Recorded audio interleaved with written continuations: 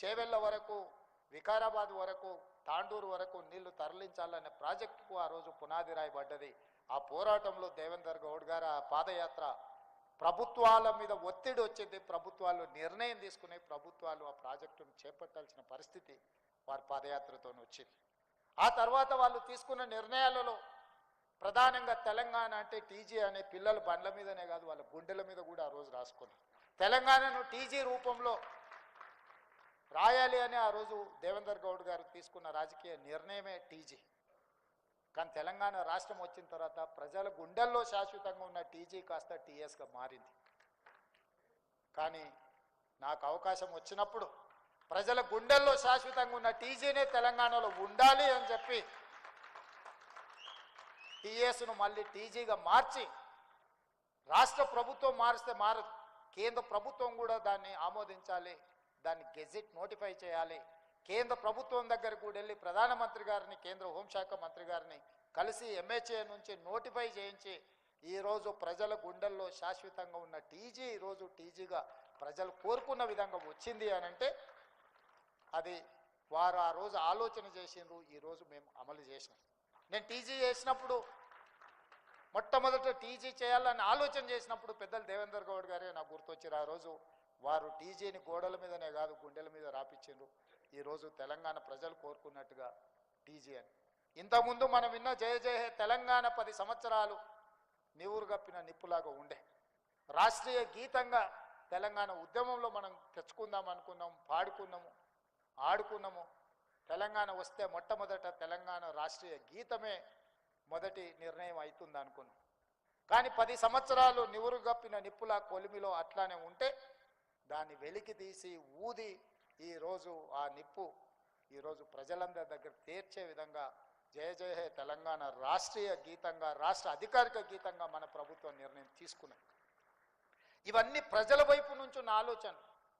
ఇందులో నా ఆలోచన ఏం లేదు, నా కోరిక ఏం లేదు. జయ జయ హే తెలంగాణకు నేను ఆథర్ని కాదు, లేకపోతే దాని స్పాన్సరర్ని కూడా కాదు. రాసినవాడు, పాడినవాడు, ప్రజలకు తీసుకెళ్ళిన వాళ్ళు వందలాది వేలాది మంది త్యాగాలు చేసిన వాళ్ళు ఉన్నారు.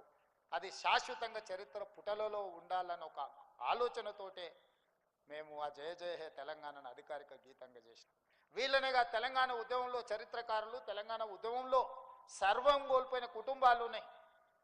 అందులో బండి యాదగిరి గారు కావచ్చు, చాలామంది పేర్లు నిన్నమన్న ఒక 9 మంది ప్రముఖులను గద్దరన్న నుంచి మొదలు పెడితే పాశం యాదగిరి వరకు 9 మంది ప్రముఖులు తెలంగాణ కోసం సర్వం కొట్టిరు.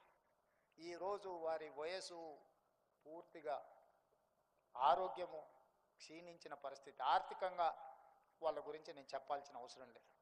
మరి ఈరోజు సర్వం జీవితాన్నే తెలంగాణ ఉద్యమంలో, తెలంగాణ రాష్ట్ర ఏర్పాటులో, తెలంగాణ ప్రజల యొక్క హక్కుల కోసం సర్వం త్యాగం చేసిన వాళ్ళను తెలంగాణ రాష్ట్ర ప్రభుత్వం ఎందుకు గుర్తించకూడదు అని చెప్పి వాళ్ళందరినీ గుర్తించి, వాళ్ళకు గౌరవించి, వాళ్ళకు ఉండడానికి ఒక ఇంటి స్థలము, వాళ్ళకు ఆర్థికంగా కనీసం వాళ్ళ పిల్లలు, నేను గద్దరన్న ఇంటికి వెళ్ళినప్పుడు అక్కడ ఉన్న పరిస్థితులు చూసినప్పుడు బాధ కలిగేది. అరే వీళ్ళేనా ఇన్ని లక్షలాది మందిని ఉద్యమం వైపు నడిపించిన వాళ్ళు, ఈ దేశంలోనే కోట్లాది మందిని ప్రభావితం చేయగలిగిన వాళ్ళు ఈరోజు ఇంత ఆర్థిక ఇబ్బందులను ఎదుర్కొంటే కుటుంబాలు గడుస్తున్నాయంటే వీళ్ళ త్యాగం గొప్పది. మేము అందించే ₹1,00,00,000 నగదో, ఒక ఇంటి స్థలమో, లేకపోతే వాళ్ళకి ఇచ్చే ఒక తామర పత్రమో వాళ్ళ జీవితాలలో ఎలాంటి మార్పు తీసుకురాదు. కానీ ఈ సమాజం మిమ్మల్ని గుర్తుపెట్టుకున్నదని ఒక గుర్తింపు కోసమే ఆ కార్యక్రమాన్ని రాష్ట్ర ప్రభుత్వం తీసుకున్నది. ఇవన్నీ నిక్షిప్తం కావాలి. ఇవన్నీ చరిత్రలో ఎవరో ఒకరు క్రోడీకరించాలి. ఎవరి అనుభవాలను వాళ్ళను భిన్న కోణాలలో రాయాలి. ఒక్కొక్కరు ఒక్కొక్క విధంగా చూస్తారు ఒక సమస్యని. అదేవిధంగా శాసనసభలో చర్చ జరిగేటప్పుడు ఒకప్పుడు దేవేందర్ గౌడ్ గారు లైబ్రరీలో వచ్చి కూర్చొని గంటల కొద్దీ ప్రిపేర్ అయ్యి, సివిల్స్కు ప్రిపేర్ అయ్యేటోళ్ళకంటే కూడా ఎక్కువ ప్రిపేర్ అయ్యి, ఒక్క పదం కూడా తప్పు మాట్లాడొద్దమ్మా, మనం తప్పు మాట్లాడితే మొత్తం సమస్యనే పక్కదారి పడుతుంది. మనం 10 అంశాలు ప్రస్తావించి 9 కరెక్ట్గా మాట్లాడి ఒక తప్పు మాట్లాడితే ఎదుర్కొన్నవాడు ఆ ఒక్క తప్పును చూపించి, ఇగో ఈ తప్పు చూపిస్తున్న మిగతా 9 కూడా అట్లాంటివి అన్నప్పుడు మొత్తం మన కృషి అంతా దెబ్బతింటుంది. కాబట్టి ప్రతిదీ వాస్తవాలనే చట్టసభలలో మాట్లాడాలి అని ఒక విద్యార్థిలాగా వారు కూర్చొని లైబ్రరీలో ప్రిపేర్ అయ్యేటోళ్ళు మేము చూసినాం సొంతంగా. ఇంతకుముందు వీరేందర్తో నేను అన్న, దేవేంద్ర అన్న కొడుకులతో నాకు మన సంబంధం. వీరేందర్ అన్నాను కొంచెం ముందు వస్తే ఆ డిస్ప్లేలు అన్నీ చూసి ఉండొచ్చు అని నేను అన్న, వీరేందర్ అవన్నీ మీరు చూడాలి, ఎందుకంటే ఆ టైంలో మీరు చదువుకుంటుంటారు, మీరు వ్యాపారాలు చేసుకుంటుంటారు, మేము దేవేందర్ అన్నతోనే ఉన్నాం కాబట్టి నాకేం అక్కర్లేదు, నాకు అన్ని గుర్తున్నాయి.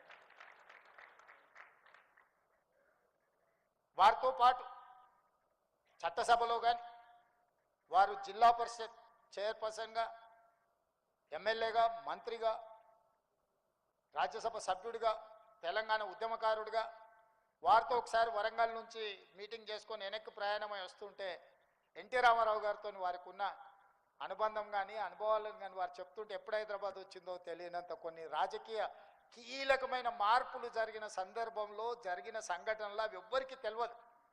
దేవేందర్ అన్న లాంటి వాళ్ళకు ఒకరిద్దరికే తెలుసు. అట్లాంటి విషయాలు చెప్తుంటే రాజకీయాలలో ఈ అనుభవాలు ఏదైనా కొనుక్కోవచ్చు, అనుభవాన్ని కొనుక్కోలేము. అనుభవం అన్నిటికంటే రిచెస్ట్ థింగ్.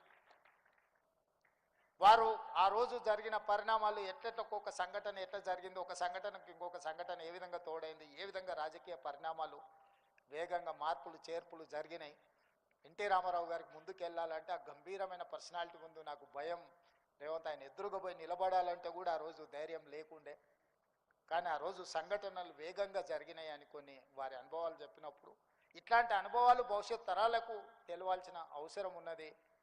ఈరోజు వారు పుస్తకం రాయడం, ఈ పుస్తకం కార్యక్రమంలో మేమందరం రావడం, ఈరోజు తెలంగాణ సమాజంలో ఒకనాడు పివి నరసింహారావు గారు, మరి చెన్నారెడ్డి గారు లాంటి రాజకీయ ఉద్దండులు ఉన్న